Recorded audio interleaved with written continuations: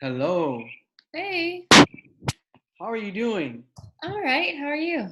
Good. I'm good. It looks like we have a participant already, which is great that people Oh, are punctual. okay. But this seeing your face reminds me that I haven't seen your face I know it's been a long time. in How a have you while. been? Pretty good. Pretty good. We Great. definitely need to catch up soon. Yeah, I would love that. How's the school year going? Good. We started 2 weeks ago, and then last week was Labor Day, so it was a short week. But it's plugging along the semester. It's a easy load this semester, so pretty good. And are you all like acclimated to doing clients and like you're an expert at that now?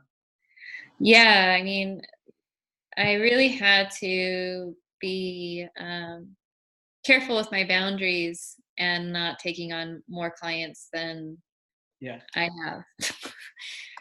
Just because I really got stretched pretty thin last year, and which is, I mean, problems to have in business. I guess not the bad one, but um, this year I'm like, okay, I've like cut back to like get a more balanced load, and it'll still be pretty busy, but not as terrible. There was like a couple of weeks where I was seeing like 19 clients on top of teaching, and it was just too much. Awesome. Yeah. Well, I'm glad you're getting that balance right because I know that that's like a tricky thing to manage. Hmm. Um, well, I don't want to skimp our viewers, so we'll jump right into it. How long is this, or how So long? it should be around 45 minutes. Okay. If we do questions and it goes over, then that would be, up to, us. Okay. But basically, I'll do a little intro, introduce you. That should take about 5 minutes. Then we'll go into, I have some questions Okay. that will sort of open up a few talking points that will maybe be about 25 minutes. Okay. And then we'll either take some more questions, and people are populating in as we go. We'll either take some questions that are typed in or from people. Oh, and I need to actually start my Instagram as well. Hold on. Okay. Um, so then we'll take some more questions from people um, and from online. Hmm. And then we'll go from there. Pretty much, that's the balance. I have to figure out really quick how I'm going to do the Instagram because when you're listening in, Hmm. you can see me talk. I mean, it's more important that they see your face than mine. So maybe I can just hold this or something. So what we'll do is I'll start off with intro for the No Pressure, No Shame and Citizens of Culture piece, and then we'll go into your bio that you can do yourself. Okay. And I'm going to just type what's going on into Instagram, Hmm.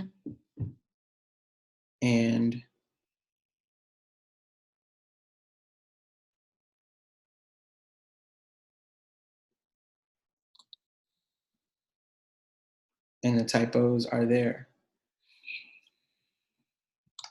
All right. So basically, I'll tell everybody what Citizens of Culture is, and then we can go from there with you. So Citizens of Culture, for those who don't know, is a nonprofit organization that I started a few years ago, and it's grown to incorporate a few different programs. This particular program is called No Pressure, No Shame. It started in 2015. It's about redefining relationship etiquette, and specifically redefining relationship etiquette with a sort of that's informed by, I think, feminism and queer theory and gender theory, but also mental health and emotional health. And so, a few years ago in 2015, we started it off with a very interesting sort of research party where we ask people to identify themselves as a particular kind of dater, whether they were a direct dater or a more open-minded dater or somewhere in between, as opposed to like identifying as someone who looked for a particular kind of gender or as a particular kind of gender or single or not single. But the point was to ask people to think about relationships and dating in a both more abstract way and also more holistic way that starts with, human to human interaction with specific kinds of purposes. Mm-hmm. That's grown over the years. We've had digital programs, we've had blog posts, and last year we started the Ask series, which is a webinar series where we ask different people with different experiences, whether they be therapists like Nadia or, sex workers or, sexual assault survivors or, sex therapists, specifically. And so this is the second year, and this is the second webinar for the second year. And we have joining us a good friend of mine, Nadia Alvarez, who is a licensed marriage and family therapist. And I think I have your license number memorized by now. I think it's 106491 because I've been typing it on all the emails and stuff. She's based in LA, and I will let her carry the rest of her bio, and then, a little bit about yourself and your interest and your practice, and maybe even why you decided to give us a little bit of your time. Well, I'm Nadia, and I have been working as a therapist, both pre-licensed and licensed, for about 10 years now.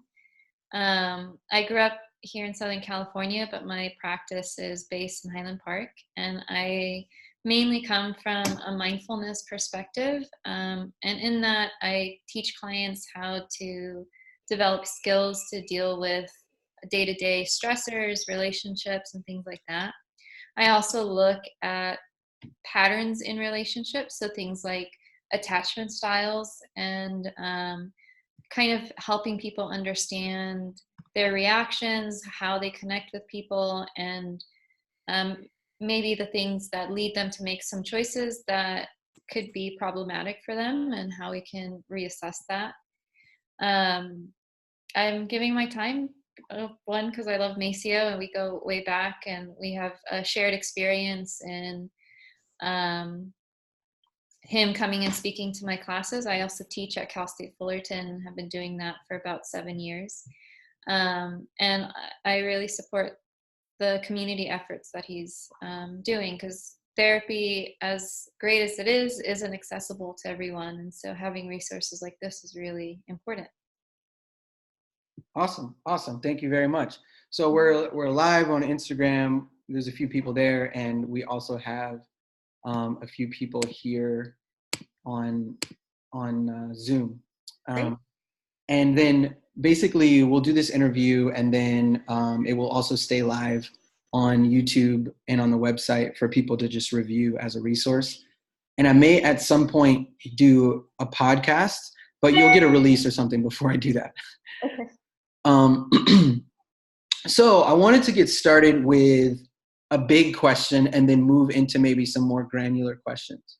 The first one is, we're hearing a lot more now, I think, at least since I've been an adult dater, about healthy relationships and seeking to, not have toxic relationships.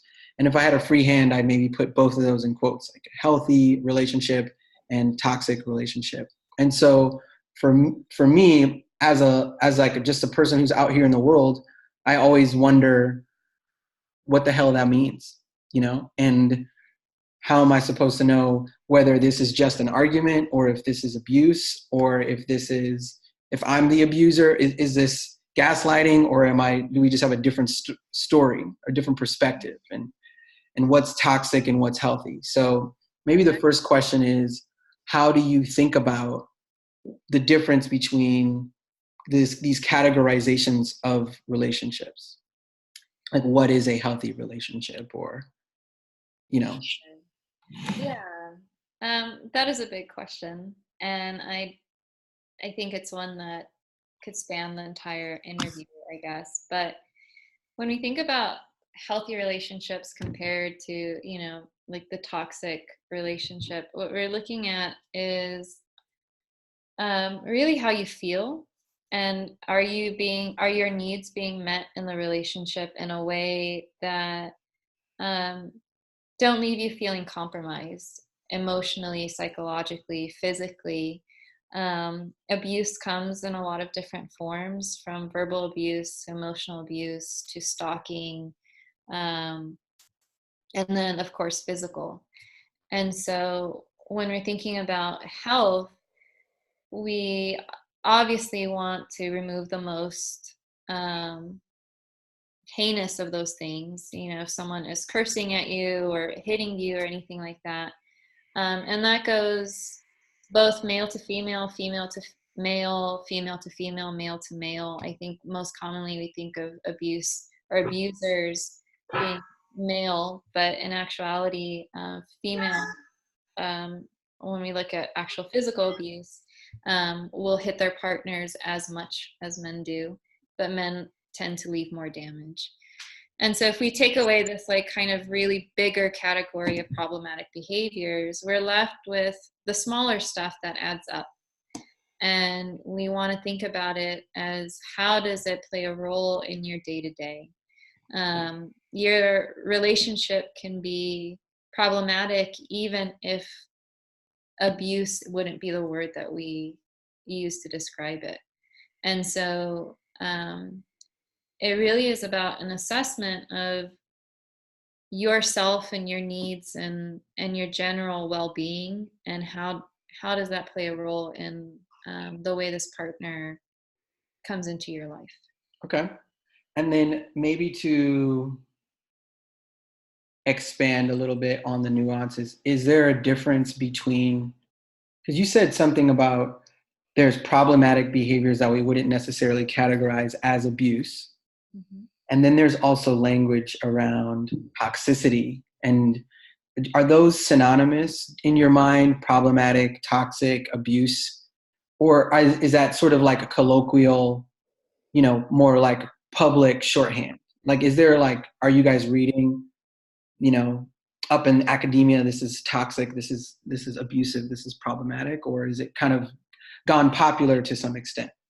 I think toxic has gotten quite popular. There's not like a diagnosis of toxic relationships, so to speak. That is more colloquial, but abuse, certainly there is definitions and full charts of different types of abuse and what that looks like, and the cycles and patterns of abuse that certainly exists. Problematic behaviors to me feels more nuanced, and it could be a little bit more specific to the individual. And so it really isn't, I don't think there's a catch-all for like a healthy relationship. I think it is really quite individual, and there's a lot of great researchers who are looking at what it means to be in a relationship that is fulfilling and life-giving, rather than healthy versus non-healthy. Stan Tatkin is a really good resource for that. Sue Johnson, they both deal with attachment and their role in relationships. Dan Siegel as well. And so they would be great resources to check out if you wanted to just read more about relationships. The Gottmans, also. I love the Gottmans. Yeah, they're like the grandparents of couples therapy, and we, for a long time, used them as the staple when we were working with couples, but it's since expanded a little bit.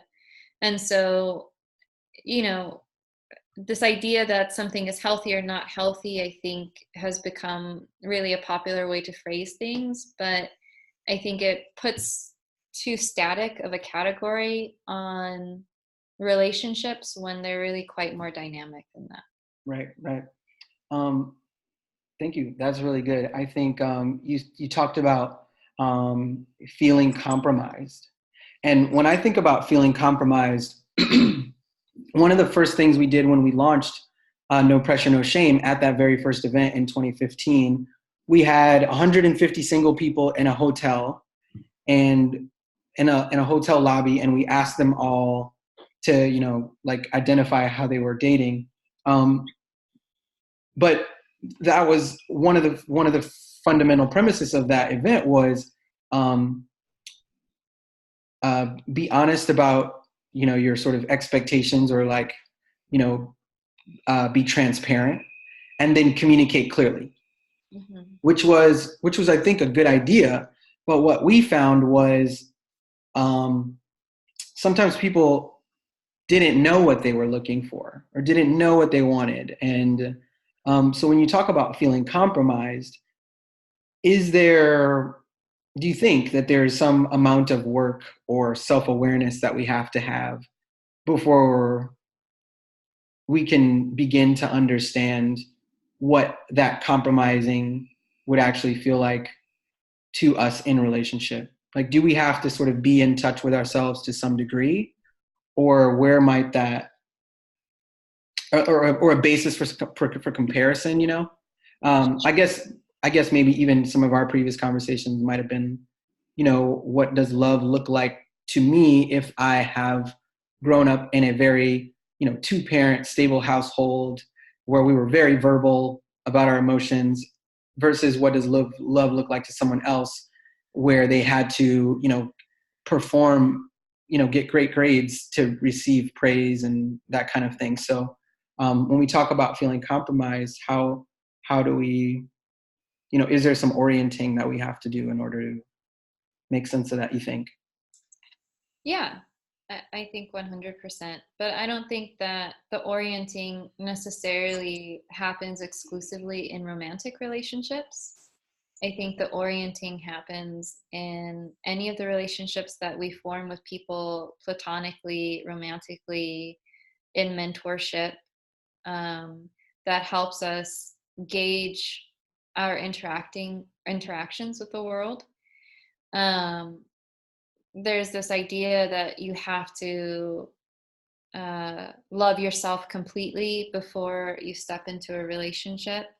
And there's value in that, but I also think that we learn how to love ourselves in the process of loving others. And so it is a reciprocal experience when we engage with another person or other people that help us kind of better understand what we want and what we don't want. So I don't think it could be so insular that it happens like you have to figure all this stuff out and you can't engage romantically or otherwise with other people.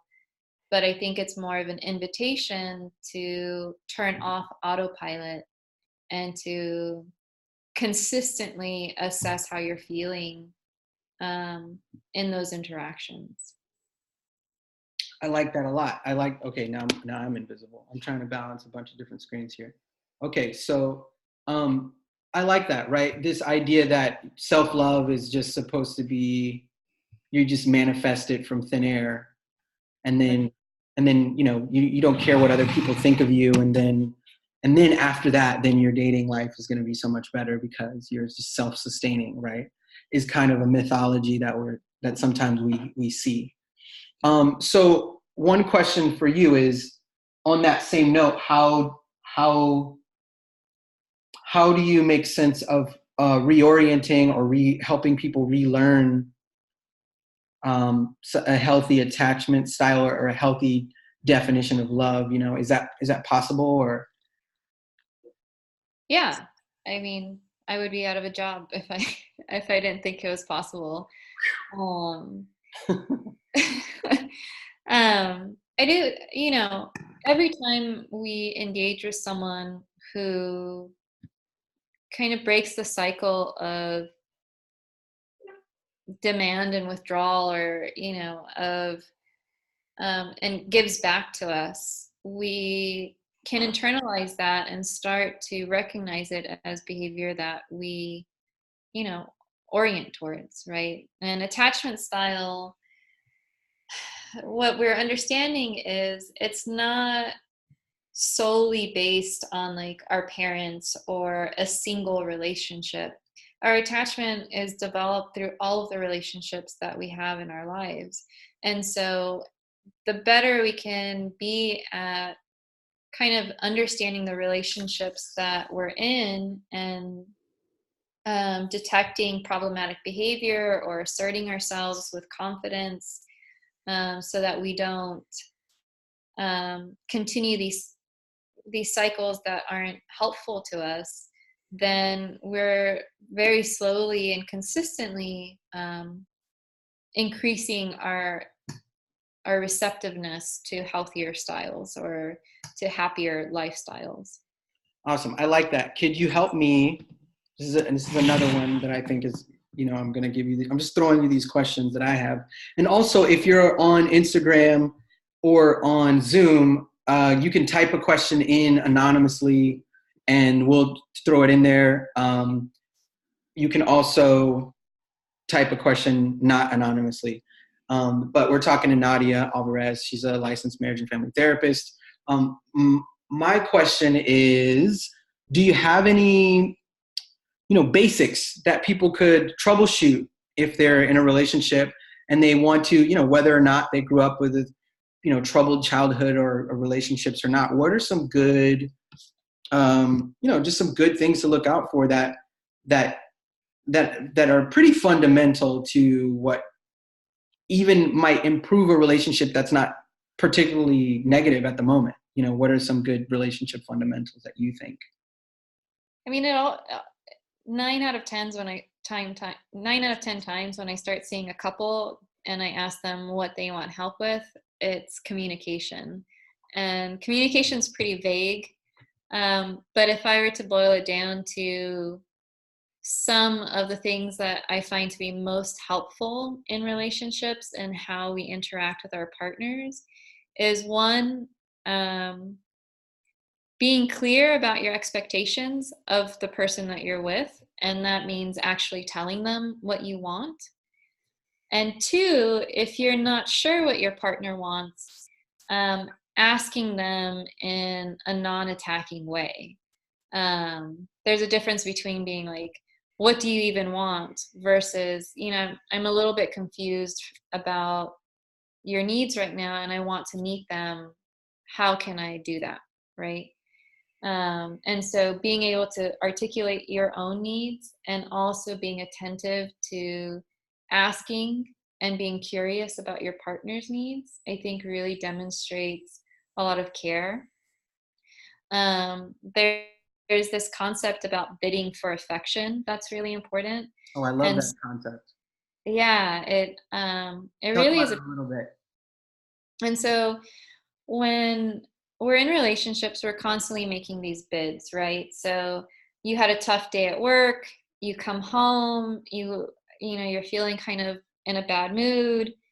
Your partner asks you how your day was, and maybe you start to tell them, but then they cut you off and they start talking about their own day, and you just feel even more deflated.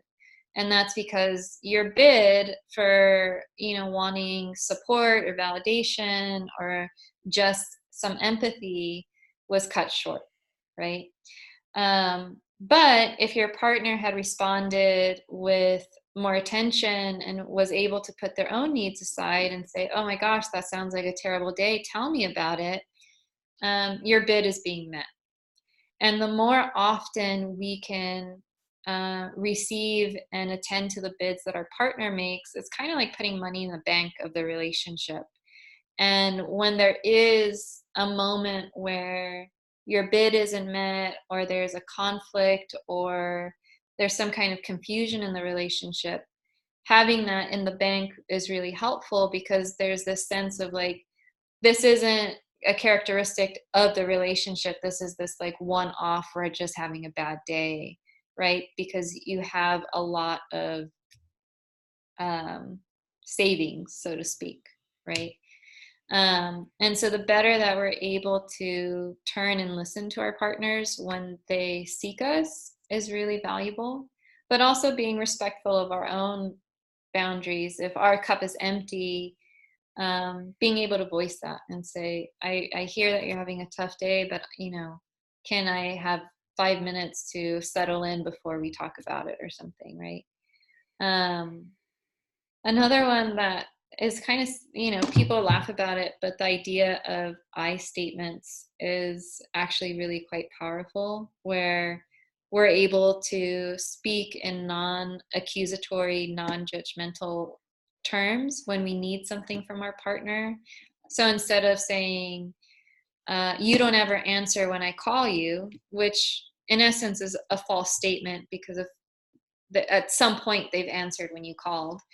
But two, it's as soon as you start doing that, it's essentially like you're pointing your finger in someone's face, and their reaction is to become defensive, and then the conversation stops. Nobody's needs are being met. And so being able to say instead, I felt really frustrated when I called you and I didn't hear back, and I was worried about where you were because, I had dinner started, or, whatever else. Then you're sharing your experience, and you can't really contest your experience. But it's also conveying care in the relationship. Right. And so I would say like those would be really kind of key things to help. Awesome. I love those. I have another question, and also a little bit of a clarifying question. You had talked about, just to quickly go back to what you just said, you talked about the I statements, and, being contesting your experience. Mm-hmm. I totally agree with that. But I do wonder how much you advocate or not for trying to set the story straight on, or like getting, I don't want to say caught up in minutia or whatever, but this idea of who's more at fault or not in a given environment, where we're saying, I picked up, but then when I called you back, you didn't pick up. So, you always ignore me, no, you ignore me more. Right. Do you find that, because a lot of our feelings are, they don't have to be factually accurate, but we do have the feelings. Mm-hmm. And then how we move forward is sometimes we feel we want to be fair. But we have different stories, and we can get our memories fail us and stuff like that. So, and I find that, like, at least in the business workshops around relationships that I'm in, people are always often asking, but they said Tuesday when I know they didn't say Tuesday. Sure. or that kind of thing. So what are your thoughts on, the importance of agreeing specifically on the facts and timelines, or is there something else, another way to go about it? Yeah, that's actually,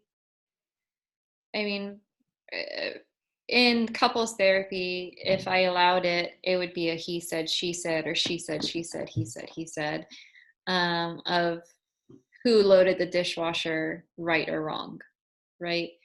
And at the end of the day, it doesn't actually matter to a certain extent. And a lot of times when we get attached to the minutia, it's kind of like a competition within the relationship about who's more right.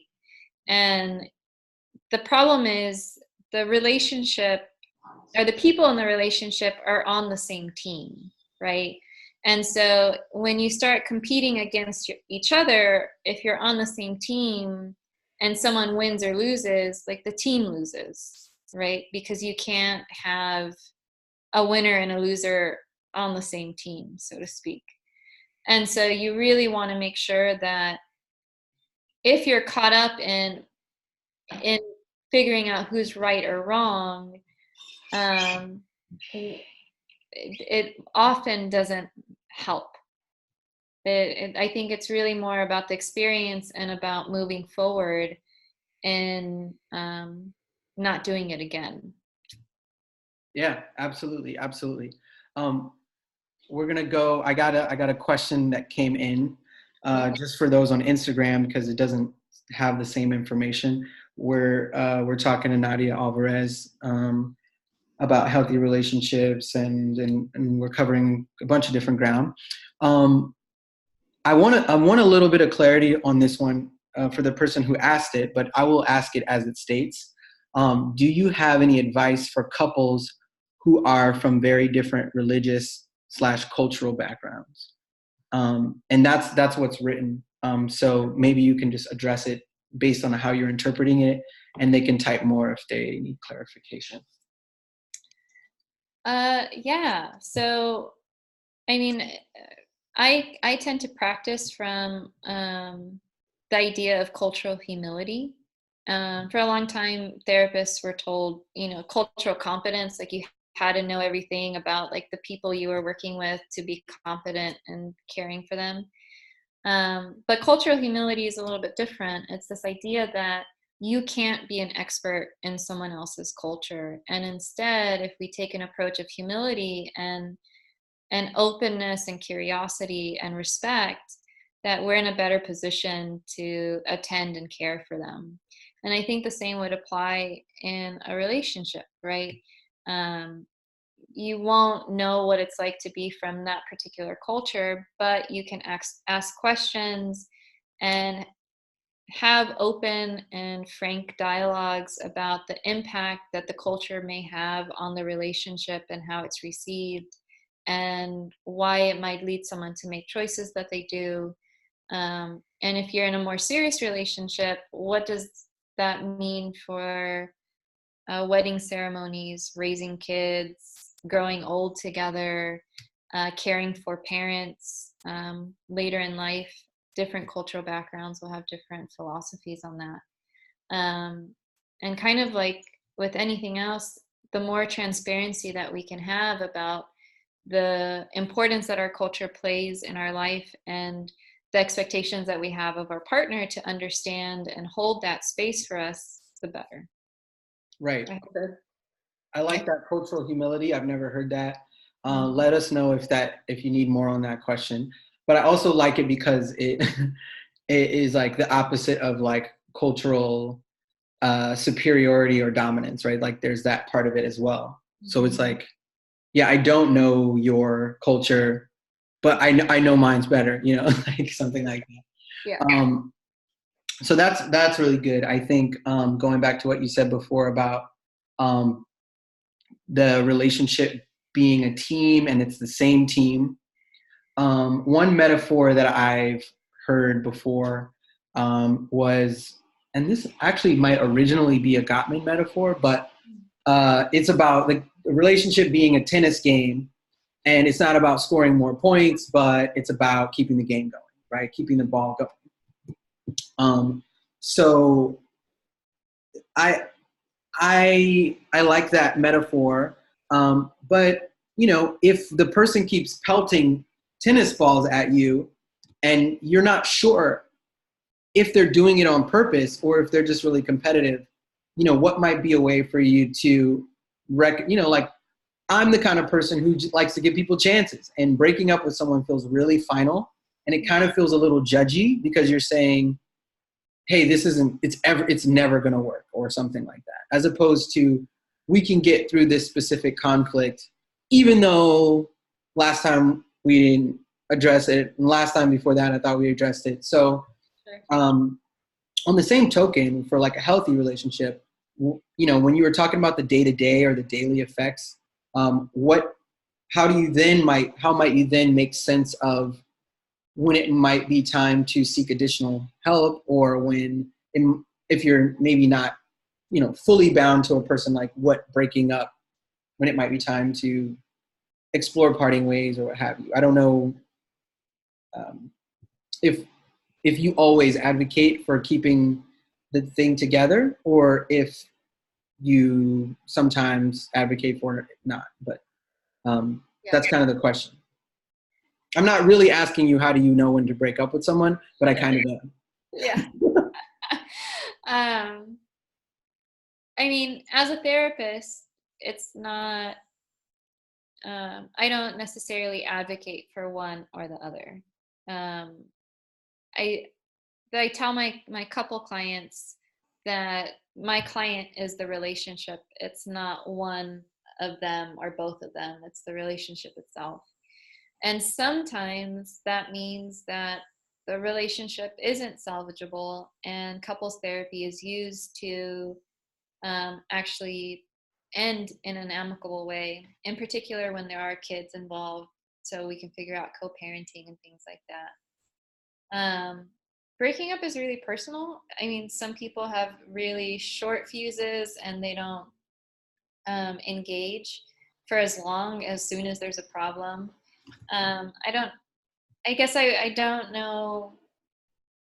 I guess the point would be when you feel like the needs that are your deal breakers aren't being met, and you've attempted to make a bid to get those needs met and it's persistently being shut down without compromise, then I would say that may be a good time to reevaluate whether you should stay in the relationship or not.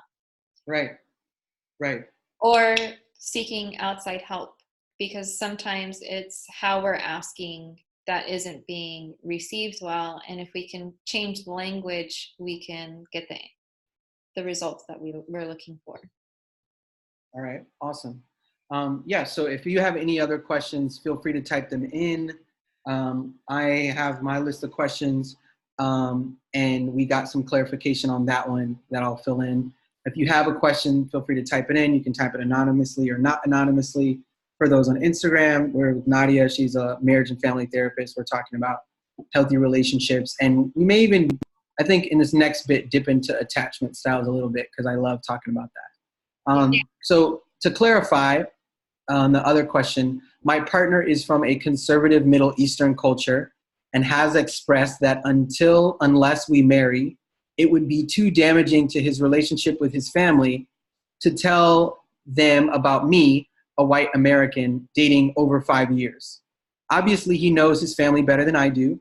I like the idea of cultural humility, but sometimes this feels like self-abnegation. Thanks for your thoughts. So for those of us that don't know what self-abnegation is, maybe we could talk about that. And then also the broader issue, which maybe isn't all that uncommon in America, where there's a plurality of cultures mixing together. Sure. And so to clarify, self-abnegation really just is like denying or basing yourself in saying that you don't exist, and that would be really challenging. I do have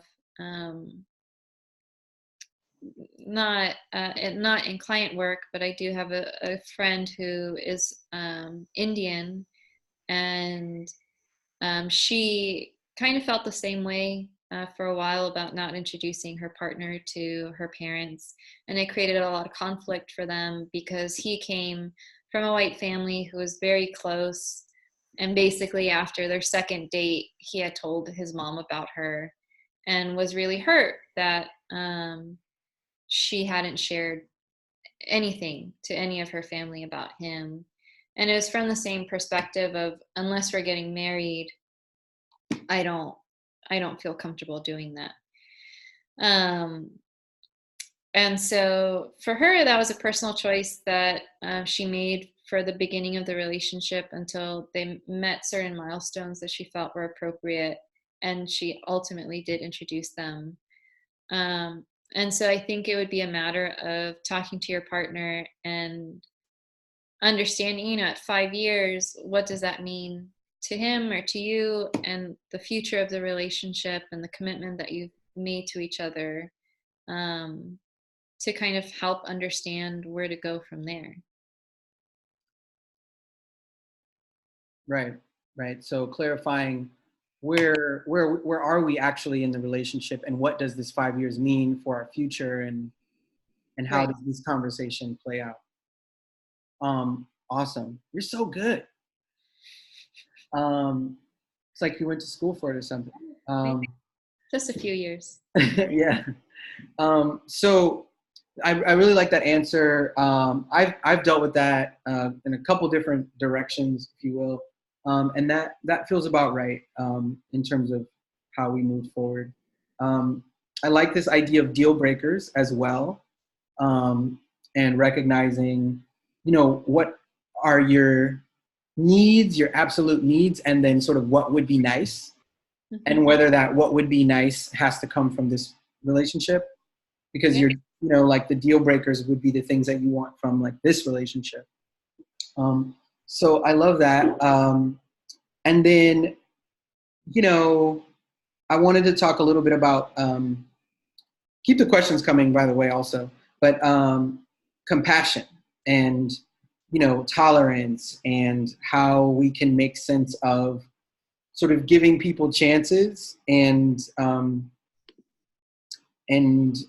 forgiveness, because sometimes there are those of us that are more, less likely to apologize, and then there are more of those that are more likely to forgive, and sometimes that inadvertently creates power dynamics and, sort of patterns, based on where we are, and like points of leverage.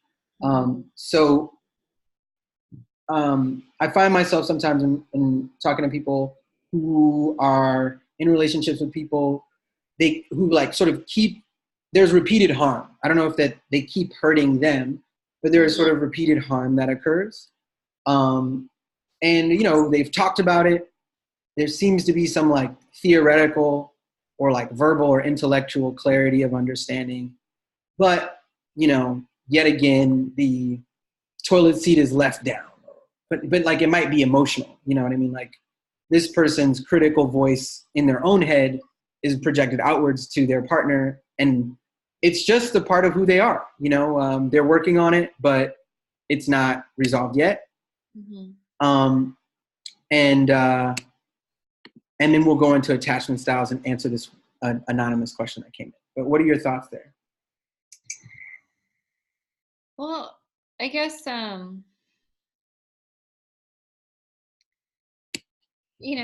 that's kind of the hard part of relationships, right? There are battles that no matter how hard we try, they continue to come back, so to speak.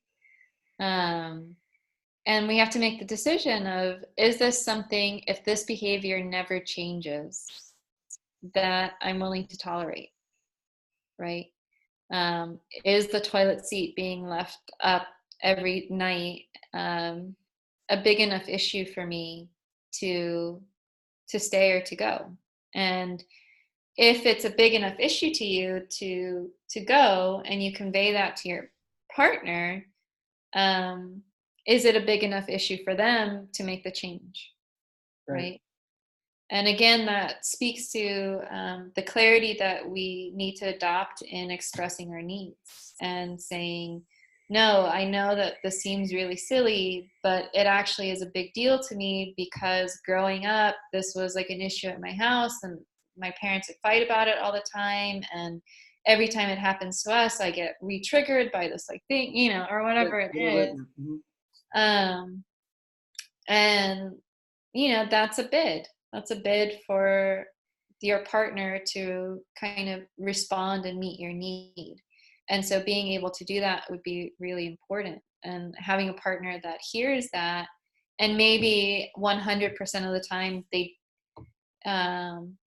don't necessarily put the toilet seat up, but they're actively making an effort to change the behavior, to demonstrate that they care. Right. Good stuff. I'm gonna weave this into the attachment question. Okay. Because there's a question that just came up that's super relevant to that. But I'll first say, once we reach our self-awareness about what we need and what the person can offer us, sometimes we actually recognize that they're not a good fit, and it's still hard to leave the relationship even after we know it's bad or toxic or abusive, right? So, and then we get out of the relationship and we think we've learned our lesson, and then the next relationship that we get into is with someone who's similar to the previous person in one or a number of ways. And the question that was asked is, how do we break free from getting into toxic relationships when I find myself only attracted to certain personalities, i.e. narcissistic, abusive, codependent, addictive? Mm-hmm. I mean, so that's totally a question. I think that as we age, we realize we have a type, and that type is not, like I have expensive taste in sneakers, Yeah. but you know, but that's easier to solve maybe than for always being attracted to someone who turns out to be harmful. So what are your thoughts or advice? Even just your thoughts, not even necessarily your advice specifically because you don't know this person, but you know. Yeah. So a lot of times when we see ourselves being, like attracted to people who aren't equipped to meet our needs, it's usually a reflection of um, learning that those types of people um, are are exciting. There's some kind of stimulus. There is a need that's being met. It may not be the need that we want met, but there's something that we're getting out of those relationships um, that could be tied to childhood. It could not be tied to childhood. I don't, like you said, I don't know this person. But what I have found is often what we are attracted to is the familiarity of the patterns in those relationships. They seem normal, right? They're what we're used to. They feel in some ways safe to us because that's what we've experienced throughout our relationship patterns in history. And in actuality, when we're with someone who doesn't display those types of behaviors, it actually feels uncomfortable or boring or um, unsafe because you can't predict what's going to come. And so it's really about detaching yourself from um, that experience to kind of reflect on it and figure out what is it about those relationships that I'm being pulled into. Because like if you ask yourself, like, am I attracted to someone who's narcissistic because they're mean to me? um, Most of us beyond like a surface level would say like, no, it actually doesn't feel really good. But maybe it's, they're giving voice to the insecurities that you already think of yourself, and so it feels comfortable to be around someone that you know you don't have to worry about meeting expectations, right? Or whatever the issue is. And so that's where there's space for reflection and maybe space for therapy or a good friend who knows you really well, that you trust and you feel safe kind of unpacking some of this stuff with. um, but it's about breaking the cycle of what feels familiar and unfamiliar. Yeah, thank you. That's a really tricky one. So it's 8:48. We'll probably take a couple more questions, or one big one. If you want to go ahead and fire that off, then go for it. I will always encourage people to take advantage of this, free free connection, Yeah. and get your things answered. But I will say on that note as well that something like the sneakers, we talk about like the shorthand around a person looking like a snack. Mm-hmm. It's like, well, I am hungry, and so but the snack is close at hand. It's easy. It's familiar. It's what's already in the fridge, as opposed to like going to the grocery store and like actually purchasing, doing the longer term thinking of like only purchasing things that are healthy and the ingredients that make a meal. So I like what you said um, about the familiarity and about there is a certain need being met. Like specifically with someone who's narcissistic, that person may actually be really charming or attractive, and they put themselves together really well. I mean, that's actually where the myth of Narcissus is that he was a really sort of good looking person, just so happened to think he was the best looking person that had ever existed. Right. Um, So, pros and cons. And then, when you said breaking the cycle, is that sort of to say that you want to try to find a deeper understanding of what your attractors are, and then maybe seek to find other things attractive in people, or to just sort of investigate more deeply to find a healthier solution to that void that you have? Yeah, so at a conference I went to once, somebody was speaking on attachment and relationships and attraction, and they said, if you're someone who has a history of abandonment issues in relationships, or like a history of toxic relationships, and you walk into a bar and across the room you see someone who, aside from what you see, there's no explanation for it, but you're automatically drawn to this person and you can't think of anything except wanting to talk to them, that you should turn around and walk out the bar and forget about it. Because those attractions are really deep and they don't often make sense, right? There's no explanation for why you need to talk to this person, aside from maybe they're, handsome or beautiful or whatever else. But if you have this pattern, there might be something else going on, and there usually is.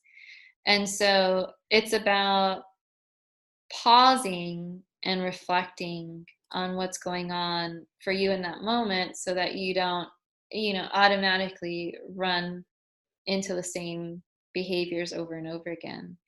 And instead, it's about testing the waters with different experiences. And if they feel uncomfortable, recognizing and starting to differentiate what is uncomfortable about it.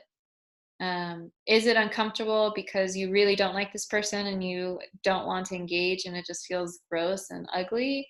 Or is it uncomfortable because you're not used to it and you've never had someone, listen to how you're feeling, and now you're put in this position where you have to be vulnerable with someone, and it's something you've avoided for a long time, and that's uncomfortable, right? So there is a lot of space to slow down the process so that you can develop better understanding and make choices that will feel good in the long run. Right. I like that. We got one more question. I really like and dislike the food metaphor for people, looking like a snack, looking like a meal. Yeah. But with that, if I were to use it, I would say it's like saying, don't shop down the center of the grocery store. Only do your shopping on the outside where the produce and the fresh foods are. Don't go down the center of the aisle where all the processed foods are. Right. So here we go. We got one more, and maybe if another one comes in during this one, we'll go for it. Otherwise, we'll close on this one. How do you cope with a partner who is poor at communicating regularly via text and phone and not take it personally? For example, they say it's not personal or an affront, but it feels that way when it takes days, weeks to return a message. Yeah. That would be hard not to take personally. And again, it goes back to, what are your needs? Do you need someone who does respond within a day or within a few hours, or whatever that time frame is for you? Or are you someone who can allow there to be more distance and space in your communications? I think it's about better understanding what you want out of it. And if this person is someone that you want to continue engaging with, and they're being upfront and saying, this is just how I am, I think we need to learn how to take people at face value. And again, it's that question of, if this behavior never changes, would I be okay with that? Mm. Okay. That's a good one. I like that answer as well. Let's see. Anything else that you think we should cover really quickly before we head out? Or you want to spend this time trying to, telling us where people can reach you, and then I'll make sure that they can find you as well. I guess as far as just in general, um, I would encourage people to um, not wait until the ship is sinking, so to speak, with anything, with yourself, with relationships, with work, right? The better that we can be at starting to identify problems and work on them early on, I think the more accessible solutions can be. Um, and so this autopilot that exists for us is feels okay at first, but then we realize we've missed out on a lot of opportunities. So I encourage people to really take care of themselves, starting with really the most basic things like making sure you're hydrated and sleeping well and eating some vegetables sometimes and going for a walk and being outside and getting sunshine, to deeper ways of spending time with your friends and with your family and people who help you feel good about yourself, so that you have a little bit of healing in your life in small ways. And if that's not enough, then of course seeking help in more serious ways. And there's a lot of resources that exist, like Psychology Today and things like that, where you can find a therapist in your area, with your insurance or whatever your needs are in that. As far as how to find me, my website is Nadia Alvarez MFT.com. My Instagram is Nadia Alvarez MFT. Pretty easy to remember. Yeah, and I mean, you're always free to follow me on Instagram or check out my website if you want some additional resources. I'm here. Awesome. Well, Nadia, thank you so much for your time. Yeah. I I look forward to seeing you IRL soon. And Yes. thank you everyone who joined us on Instagram. We had about like a dozen or so people across a couple different platforms, which is pretty good for a Monday night. And thanks for staying up with us, and go make sure you brush your teeth and drink water and do your vegetables. I really like that you gave that advice. You're like a therapist, but you're also like, hey, this is the basics. So Yeah, we got to start somewhere. that's all good. I hope you guys join us.